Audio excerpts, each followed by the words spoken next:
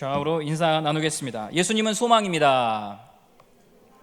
아유, 목소리가 작습니다. 예수님은 소망입니다. 예, 여러분 믿으십니까? 예, 오늘 소망이신 우리 예수님을 만나는 은혜의 시간이 되기를 간절히 바랍니다. 주일날 대청부 사역을 다 마치고 저녁 8시 정도에 저는 신창동에 있는 새삼교회를 다녀왔습니다. 80년대 그리고 90년대에 전남대학교에서 SFC를 섬겼던 동문들 모임이 있었거든요. 1박 2일로 모임을 가졌는데요. 저는 졸업 후에 한 번도 이 동문 모임에 참석을 안 했었습니다. 처음으로 참석을 했었죠. 가봤더니 전국 각지에서 선배들이 내려왔더라고요. 심지어 미국 시카고에서도 오셨어요. 3호로 섬기고 계신 선배님이 한 분 계셨는데 모여보니까 목회자가 3분이고 사모가 2분 이렇게 그 자리에 계셨습니다. 선배님들이 저를 보자마자 하셨던 말은 네가 목사가 될 줄은 몰랐다. 아이고, 선홍이가 목사가 되다니 왜 네가 목사가 되었는데 라며 저희 아내가 늘 하던 말을 비슷한 말을 하더라고요. 동문 모임에 참석을 제가 하려고 했던 이유는 학창시절에 선배들이 저에게 표현했던 그 사랑과 관심, 그것에 대해서 좀 감사하다는 말을 전하고 싶었거든요. 전남대는 당시만 해도 그 학생 운동이 강성이었습니다. 전국 단위의 규모의 그 운동권 조직이 계속해서 존재했고 또 큰 시위와 집회가 5월을 기점으로 가을까지 계속 진행되었죠. 성도님들도 광주에서 계속 거주하셨으면 거의 이런 상황들을 아실 거예요. 전남대는 그 중심에 늘 있었습니다. 제 눈에 비친 세상은 지금도 그러하지만 부정했습니다. 불의했고 부정했습니다. 젊은 청춘들이 민주화를 외치면서 학교 옥상에서 뛰어내리고 또 자기 몸에 불을 지리고 불을 붙이고 죽어가는 그 모습들, 그런 걸 보면서 어떻게 세상이 이럴까? 그러나 세상은 그런 것에 대해서 눈 하나 깜짝하지 않거든요. 약한 사람들, 그들의 울음소리만 들렸었죠.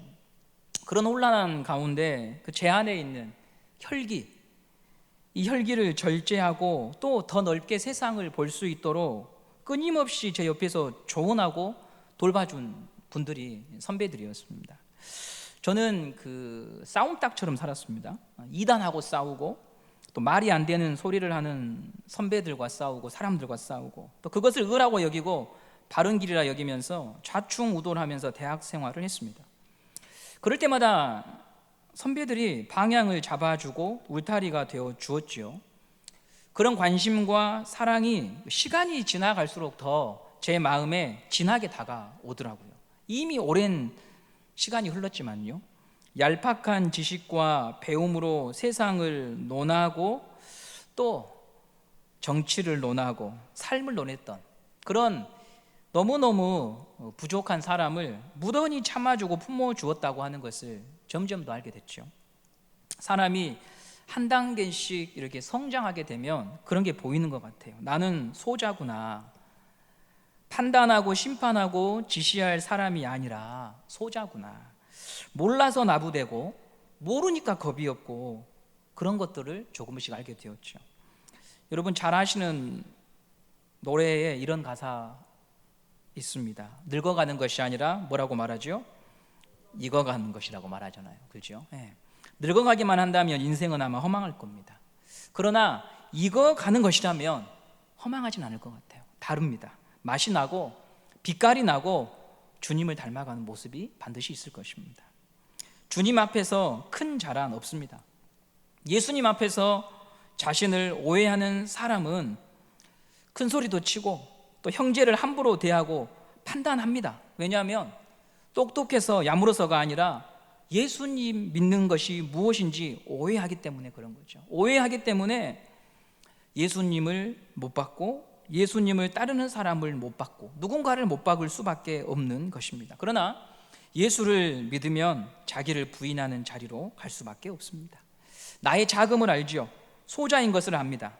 죄가 이 교회 밖에 있는 게 아니고요, 죄가 어떤 사람에게 있는 게 아니고 죄가 내 안에 있는 것을 보는 거죠. 내 안에 있는 것을. 다윗이 밧세바와 간음하고 시간이 흘러서 나단 선지자의 책망을 듣고 나단 선지자의 책망을 들었다고 하는 의미는 나단 선지자가 무서웠다 이런 의미가 아니고요, 나단 선지자가 선포한 메시지가 그의 가슴을 쳤을 때, 나단 선지자의 말씀이 들렸을 때라는 의미입니다. 시편 51편 5절에서 그가 이런 고백을 하게 됩니다. 시편 51편 5절입니다. 함께 읽어보겠습니다. 이 구절이 아닌데요, 시편 51편 첫 번째 성경 말씀입니다. 우리 한번 찾아보도록 하겠습니다. 시편 51편 5절입니다. 함께 읽어보겠습니다. 시작. 내가 죄악 중에서 출생하였으며 어머니가 죄 중에서 나를 잉태하였나이다. 아멘. 다윗이 뭐라고 말합니까? 내가 죄악 중에 출생했습니다. 어머니가 죄 중에서 나를 잉태하였습니다. 죄가 나의 근원이고 출발이라고 하는 고백을 하고 있어요. 우리는 죄를 밖에서 찾습니다. 9시 뉴스 듣다가 중학번 보면 그놈이 죄인이지요. 어그러진 세상에서 찾고 타인에게서 죄를 찾습니다. 왜 밖에서 찾는가 하면 적어도 나는 저런 정도는 아니라고 우리는 자부하거든요. 내가 저 정도는 아니다, 그런 생각 속에서 살거든요. 그러나 예수를 만나면 내 안에 있는 죄를 보는 거예요. 다윗이 받은 충격이 바로 그거예요. 나는 사울과 다른 사람인 줄 알았거든요. 성도님들, 호롱불 쓰시다가 집에 전기가 들어왔을 때 기억나시는지요? 비교가 되지 않을 만큼 밝으셨을 거예요. 어제 누군가 이런 이 호롱불과 전기불에 대한 이야기를 하는데 그런 말씀 하시더라고요. 호롱불을 끄는 것처럼 이 전기불도 그렇게 끄는 줄 알고 한참 불었답니다. 끌려고. 네. 전기불과 호롱불은 밝기가 다르죠. 호롱불 끄고 전기불을 켜면 집안 곳곳을 비춥니다. 전에 보이지 않았던 곳이 보입니다. 구석진 곳을 환하게 비춥니다. 감춰졌던 것이 드러나지요. 그리스도의 말씀과 빛이 우리에게 임할 때 바로 그 일이 우리 영혼과 마음 안에서 일어나는 거예요. 죄가 내 안에 있구나, 나도 바라바를 풀어주고 예수를 못 박으라고 하는 사람과 똑같구나, 내가 소자구나, 이걸 알게 되는 거예요. 다윗은 자신이 사울과는 다른 사람이라고 생각을 했습니다. 권력욕에 사로잡혀 있고 분노와 질투에 사로잡힌 사울과는 다르다고 생각을 했어요. 그런데 밧세바 사건을 통해서 본 거예요. 죄는 내 안에 있다, 내가 죄인이다. 그 놀라움과 충격에 무너져서 하염없이 울었던 것입니다. 다윗의 고민은 십수년간 이런 거였어요. 내가 사울을 용서할까 말까, 내가 사울을 죽일 수 있는 기회가 있으면 그를 죽일까 말까, 이게 자기의 본질적인 고민이었는데 이제 하나님의 말씀이 그의 안에 점차 더 들어가자 내가 용서할까 말까를 고민할 처지가 아니라 나는 용서받아야 되는 사람이라고 하는 거죠. 그게 우리가 하나님의 말씀 앞에 설 때 깨닫게 되는 거예요. 그러니 예수를 만난 사람들은 자기를 자랑할 수가 없어요. 용서받아야 될 죄인이고 소자임을 보았기 때문입니다. 주님은 자신의 죄를 보고 슬피 우는 이 소자를 정죄하지 않으세요. 용서하셔요. 긍휼히 여겨주십니다. 그리고 한 가지 부탁을 하시는데, 우리에게 부탁을 하시는데, 너도 소자를 환대해줘라, 너도 소자를 섬겨라, 소자를 인간 대접해줘라. 그것이 오늘 본문의 내용입니다. 용서에 관해 말씀하시죠. 마태복음 18장은 예수를 주로 고백하고 또 하나님의 영광을 본 제자들이 이 땅에서 어떤 공동체를 이뤄가고 사람을 어떤 식으로 대해야 되는가를 가르쳐주고 있는 본문입니다. 베드로는 예수님께 한 가지 질문을 하지요. 제가 몇 번이나 형제를 용서해야 합니까? 라고 묻습니다. 우리 마태복음 18장 22절 말씀 보도록 하겠습니다. 시작. 예수께서 이르시되 너에게 이르노니 7번뿐 아니라 7번을 70번까지라도 할지니라. 예, 잘 아시는 본문이죠. 7이라고 하는 숫자를 계속해서 사용하고 있어요. 완전수이기 때문에 기본적으로 이 구절이 갖고 있는 의미는 몇 번이고 상관없이 계속 용서해라라고 하는 의미를 갖는다는 거예요. 성도님들도 좀 아실 겁니다. 더불어서 이 표현이요, 구약에서 사용되었다고 하는 것을 말씀드리고 싶습니다. 예수님은 지금 이 말씀을 구약의 표현을 빌려와서 베드로에게 답변하고 계십니다. 창세기 4장이 나타나는데요, 가인의 후손 가운데 라멕이라고 하는 자가 이 구절을 인용했었죠. 창세기 4장 23절 24절 말씀을 함께 보겠습니다. 창세기 4장 23절 24절입니다. 시작. 라멕이 아내들에게 이르되 아다와 실라여 내 목소리를 들으라. 라멕의 아내들이여 내 말을 들으라. 나의 상처로 말미암아 내가 사람을 죽였고 나의 사랑함으로 말미암아 소년을 죽였도다. 가인을 위하여는 벌이 7배일진데 라멕을 위하여는 벌이 77배이리로다. 예, 여기서 나온 구절입니다. 그러니까 라멕은 지금 이걸 노래로 불렀거든요. 우리 조상 가인을 위해서는 벌이 7배라면 나는 77배 정도 받아야 될걸? 이 말이 무슨 말이냐면, 나는 그만큼 포악해, 나 건들지 마, 나 이런 사람이야, 이렇게 자신이 사람을 해치고 죽였던 것을요, 오히려 과시하고 자랑하는 듯한 지금 구절이에요. 나는 끝을 본다, 난 복수한다, 이런 말이거든요. 그런데 여러분, 참 놀랍지 않습니까? 복수의 화신을 자처한 이 라멕의 노래를 인용하셔서 베드로에게 예수님이 용서에 관한 답변을 하고 있다고 하는 거예요. 복수를 표현한 구절이 용서를 말씀하시는데 사용되고 있다고 하는 것이죠. 예수님을 통과할 때 이 구절이 전혀 다른 의미를 갖게 되었다고 하는 거예요. 그래서 이렇게 말씀드리고 싶어요. 예수 밖에 있는 사람들은 창세기 4장의 노래처럼 미움의 한계가 없습니다.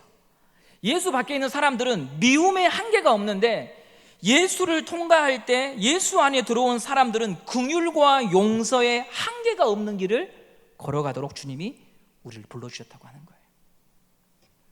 십자가가 모든 것을 바꿔놓은 거죠. 단지 나는 미워하지 않을 거야, 복수하지 않을 거야, 이 정도가 아니라 70번씩 7번이라도 하는 그 용서의 자리로 예수님이 우리를 끌고 가시더라. 예수의 생명이 우리 안에 들어오면 시작되는 일이라는 거죠. 내 마음에 하나님의 나라가 임할 때 이 용서의 삶이 우리 안에서 일어날 수 있도록 주님이 우리에게 도와주신다고 하는 거예요. 예수의 생명은 우리 마음 안에 아버지의 마음을 불어넣습니다. 아버지의 마음은 그럼 어떤 마음이냐? 요한복음 3장 17절에 이렇게 기록이 되어 있습니다. 요한복음 3장 17절입니다. 시작. 하나님이 그 아들을 세상에 보내신 것은 세상을 심판하려 하심이 아니요 그로 말미암아 세상을 구원을 받게 하려 하심이라. 뭘 안 하신다고요? 세상이 심판하는 게 목적이 아니고 무엇이 목적이라고요? 구원을 받게 하는 거예요. 그게 아버지의 마음이에요. 요즘 새벽에 사무엘하 새벽마다 묵상을 하고 있거든요. 아들 압살롬이 아버지한테 칼을 겨누잖아요. 부자지간에 이스라엘의 왕권을 두고 전쟁이 벌어집니다. 초반에는 다윗이 밀리지요. 왜냐하면 압살롬이 수년간 칼을 갈고 준비한 반역이다 보니 다윗은 이 쿠데타를 진압하기가 어려웠던 것 같아요. 그래서 성을 떠납니다. 파천이라고 하죠. 수도를 버리고 다윗이 도피를 합니다. 일이 긴박하게 돌아가요. 다윗은 안전한 곳으로 돌아간 후에 군대를 수습하고 휘하에 있는 3명의 장수를 통해서 정비한 후에 공격을 명합니다. 이때 다윗이 한 가지 부탁을 해요. 내 아들 압살롬을 너그럽게 대해줘라, 살려줘라. 저는 여기서 한 가지 이전에 생각하지 못했던 것들을 좀 보게 됩니다. 여러 가지 서적을 좀 보면서 다른 관점으로도 볼 수 있겠구나. 제가 만일 전쟁을 앞둔 왕이라고 하면 수세에 몰려 있으니까 전장에 나가는 장수들에게 이렇게 말을 할 수 있어요. 꼭 살아 돌아오시오, 꼭 살아 돌아오시오, 이렇게 말을 했을 것 같아요. 그런데 다윗은 지금 무슨 말을 하냐면 내 아들 압살롬을 너그럽게 좀 대해줘라, 살려줘라. 이 말은 어떤 전제가 깔려 있냐면 우리가 생각한 것처럼 불리한 상황이 아니라 다윗이 이 전쟁에서 승리할 것을 다윗은 이미 전제하고 이런 말을 한 것은 아닐까라는 관점을 가질 수 있죠. 왜냐하면 여러분, 예루살렘 성은 천의 요새입니다. 절벽이 온통 둘러싸고 있어서 적들이 공략하기 대단히 어려워요. 그런데 다윗은 예루살렘 성을 버리고 도망을 합니다. 이 예루살렘 성은 이후 이스라엘 역사에서 바벨론 제국과 로마 제국이요, 그 성을 함락하기 위해서 아주 엄청난 희생을 치렀던 성이 예루살렘 성입니다. 그 정도로 공략하기가 어려워요. 그런데 다윗은 예루살렘 성을요 그냥 버리고 떠납니다. 그리고 다윗 밑에 휘하의 장수들은 압살롬에게 넘어가지 않았어요. 여전히 이스라엘에서 내놓으라고 하는 장수들이요 전부 다 압살롬이 아니라 다윗 편에 있었습니다. 그럼에도 불구하고 다윗이 성을 비우고 도피했다라고 하는 것은 다른 의미가 있는 거예요. 압살롬이 예루살렘 성으로 진격하게 되면 압살롬이 죽을 거란 거죠. 그래서 성을 비우고 자기가 도피하는 길을 택한 것이 아니겠는가라고 하는 학자들의 의견이 있어요. 아버지가 되어 보니까요 그 말이, 그 해석이요 이해가 돼요. 다윗의 심정이 이해가 돼요. 압살롬은 결국 장수 요압의 손에 죽음을 당합니다. 이 소식을 전해 듣고 다윗이 궁 안에서 피눈물을 흘리죠. 내 아들 압살롬아, 내 아들 압살롬아, 내 아들 압살롬아라고 말해요. 이 죽일 놈이 아니고 나의 목에 칼을 드는 놈이 아니고 내 아들 압살롬아, 너가 살고 내가 죽어야 되는데, 너가 살고 내가 죽어야 되는데 라고 하는 처절한 눈물을 다윗이 흘리게 됩니다. 그게 아버지의 마음이에요. 분명히 죽어 마땅한 아들인데 그런 아들이 살기를 바라는, 죄를 지은 너가 죄값으로 죽어야 되는데 너가 죽으면 안 되고 내가 죽어야 된다고 말하는 그 마음이 아버지의 마음이에요. 그 마음과 그 눈물을 십자가에서 하나님은 예수님을 통해 우리에게 보여주셨던 것이죠. 우리가 그 사랑을 입어서 구원을 받은 것이죠. 이 아버지의 마음이 예수를 믿을 때 우리 안에 흘러 들어온다고 하는 거죠. 그래서 우리는 원래 창세기 4장처럼 가인과 라멕처럼 복수와 내가 당한 상처에 대하여 그것을 안갚음해주고 어쩌면 그보다 더 응징하고 싶은 마음을 가진 자였지만, 십자가가 우리 안에 들어올 때, 아버지의 마음이 들어올 때 용서의 한계가 없는 길을 가게 되는 일이 벌어지는 것입니다. 그래서 성도는 용서 때문에 고민하고, 용서 때문에 갈등하고, 용서 때문에 아파해요. 전에는 복수를 꿈꿨어요. 복수의 길을 찾았어요. 복수를 정의라고 여겼지요. 그러나 나의 마음에 다른 빛이, 다른 생명이 들어옴으로 말미암아 아버지의 마음을 담게 되는 것입니다. 이 은혜가 오늘 우리 안에 성령님을 통해서 여러분의 가슴 안에서 다시 물결이 칠 수 있는 시간이 되기를 간절히 바랍니다. 우리 주님만 줄 수 있는 이 은혜를.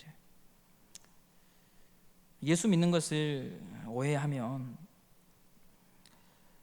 소자가 소자를 괄시하고 지시하는 맛에 삽니다. 차렷, 열중샷, 그런 것들을 가지고 자기의 신앙과 자기의 믿음을 드러내고 싶어 합니다. 역사 이래 기독교라고 하는 이름 아래서 이처럼 예수 믿는 것을 오해하여 용서의 한계가 없는 길을 가기보다는요, 그 십자가를 지고 가라고 하시는 예수님의 말씀에 순종하기보다 그 십자가로 얼마나 수많은 사람들의 눈물을 흘리게 했는지 몰라요. 역사 이야기를 해볼게요. 임진왜란을 잘 아실 거예요. 우리나라 전 국토가 유린당하고 수많은 희생자를 낳았죠. 잠시 문헌을 살펴보면 임진왜란 전과 후로 100만 명의 인구가 줄었다고 하더라고요. 그때는 뭐 미사일이나 이런 게 있던 시대가 아니잖아요.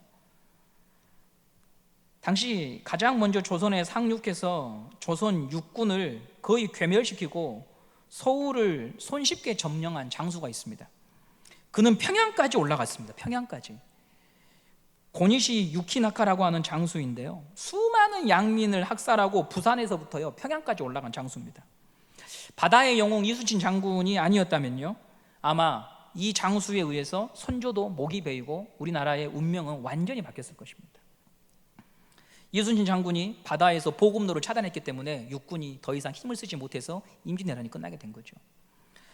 조선을 마구잡이로 사륙하던 이 부대가요, 깃발에 십자가 상징을 그려 넣어서 다녔습니다.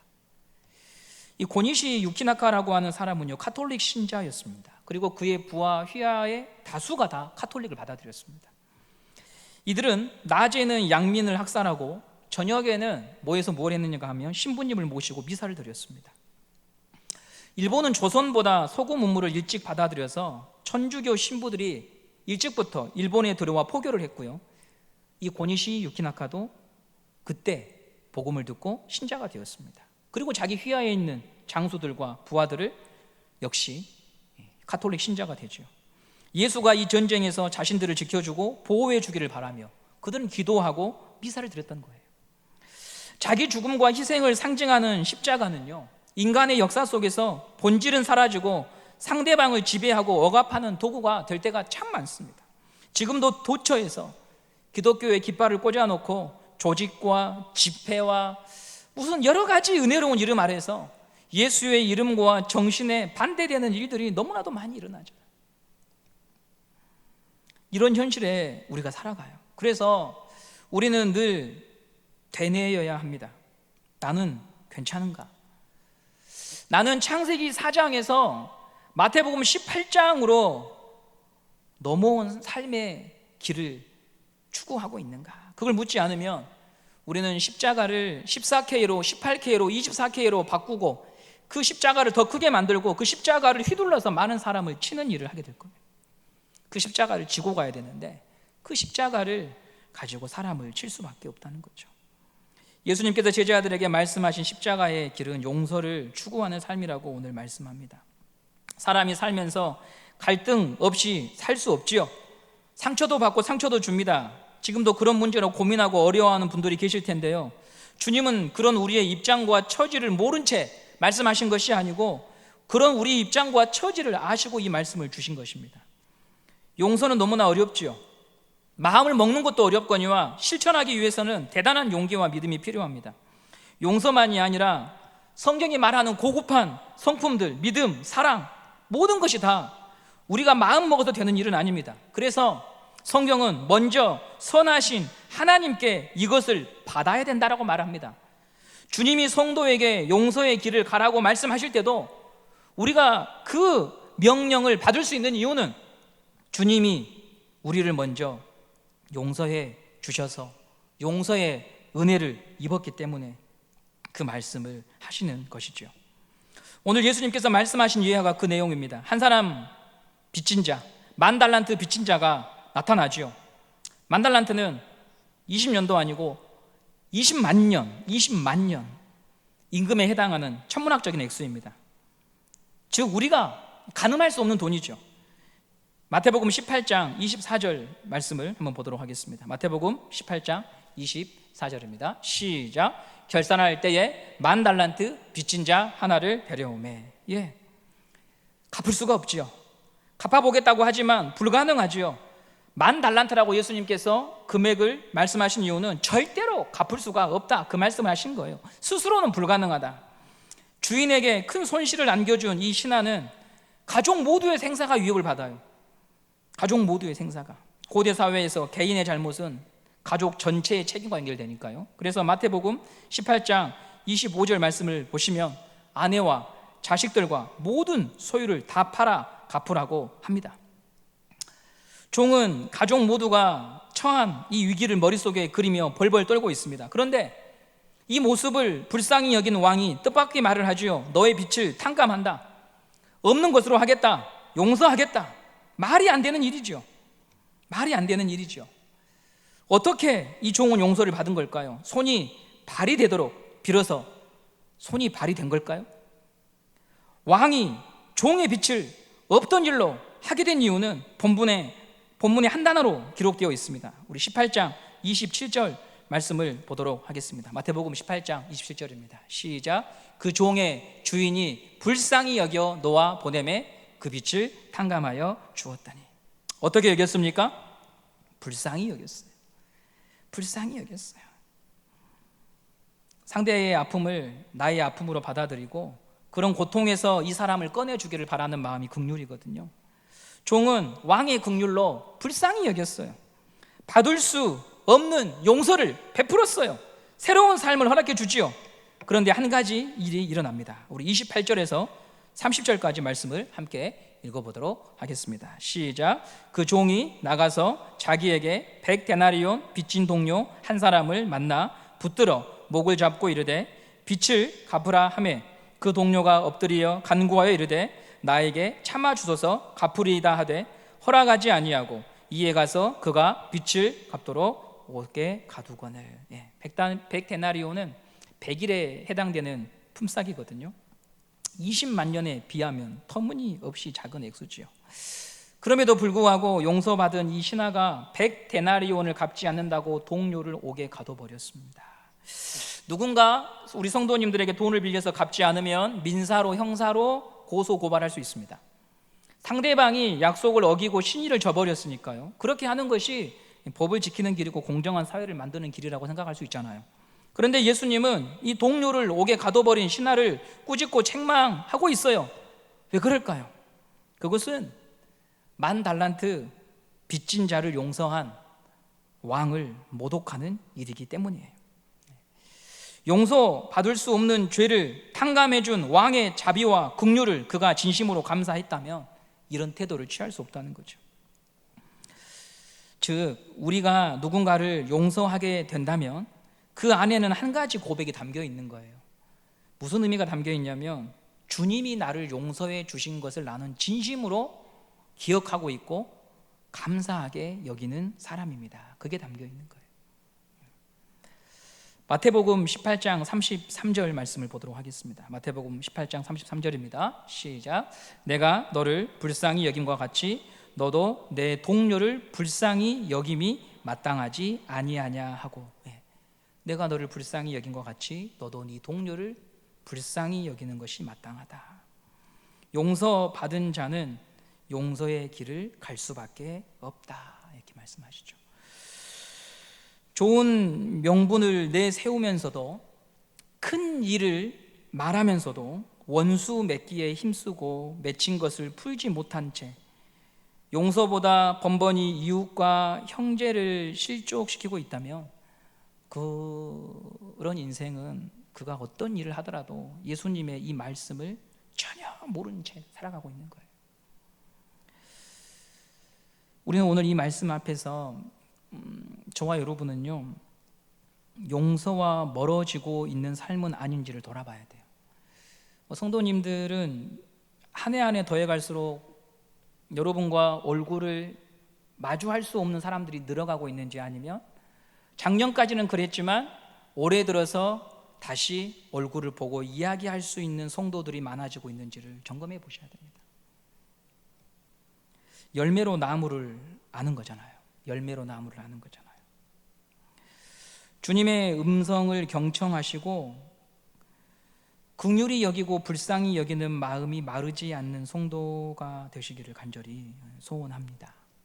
우리는 환자입니다.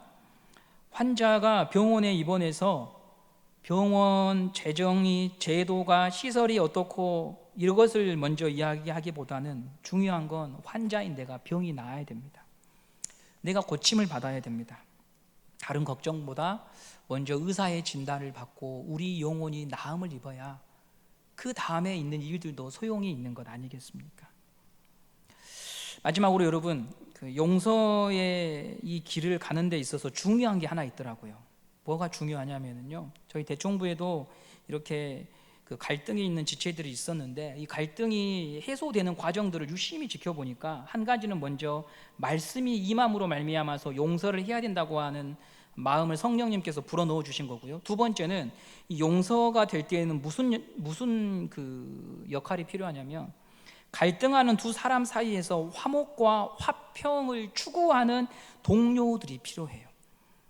그러니까 누군가 나한테 어떤 힘들고 상처받은 이야기들을 할 때 그것을 가지고 증폭시키고 갈등을 부추기고 판단해서 이것을 더 멀어지게 만드는 사람들이 아니라 그것을 들으면서 공감해 주는과 동시에 이것을 어떻게 좁혀야 될까를 마음으로 아파하고 기도하고 또 하나님의 마음을 계속해서 들려주는 사람들이 옆에 있으면 이 용서가 더 빨리 되더라고요. 건강한 교회는 바로 그런 분들이 많은 교회죠. 건강하지 않은 교회는 조그만 거 하나 탁 떨어져도 거기에 대하여 수많은 사람들이 자기 마음에 있는 쓴뿌리들을 다 쏟아내기 때문에 분명히 하루 이틀이면 화해될 수 있는 문제가 아주 그냥 얼굴도 볼 수 없는 문제가 돼버리기도 하는 것이고, 너무너무 힘든 문제지만 그 안에 화해와 화평을 추구하는 사람들이 있으면 너무 큰 문제지만 그것이 잘 봉합되어서 오히려 하나님의 은혜를 경험하는 일들이 일어나게 되는 것입니다. 여러분들은 이 중재자의 역할들을 해내시고 꿈꾸는 분들이 되시기를 바랍니다. 이 역할들을 잘 해낼 수 있는 분들이 되시기를 간절히 소망합니다. 하나님의 마음을 다시 생각나게 하는 사람, 그런 사람들로 여러분들이 여러분의 인생을 달려가시다가 마감하시고 하나님 앞에 서신다면 여러분의 묘비에 새겨지는 십자가는 정말 의미 있는 십자가가 될 거라고 믿습니다. 오늘 오직 주의 사랑에 매여라고 하는 그 찬양을 함께 부르기 원하는데요, 이 찬양은 수년 전에, 십수년 전에 팔복의 최춘선 할아버지, 맨발의 청춘, 이 할아버지의 영상에 들어가 있는 찬양이잖아요. 그 할아버지가 영상의 마무리에 이런 얘기를 해요. 미워하는 사람이 없는 사람은 권세자입니다. 가장 큰 권세자입니다. 이런 말 하거든요. 미워하는 사람이 없는 것은 권세자입니다. 여러분, 그런 권세자 되시기를 바랍니다. 휘두르는 권세 말고 미워하는 사람이 없는 권세자, 그 권세자가 되시기 바랍니다. 함께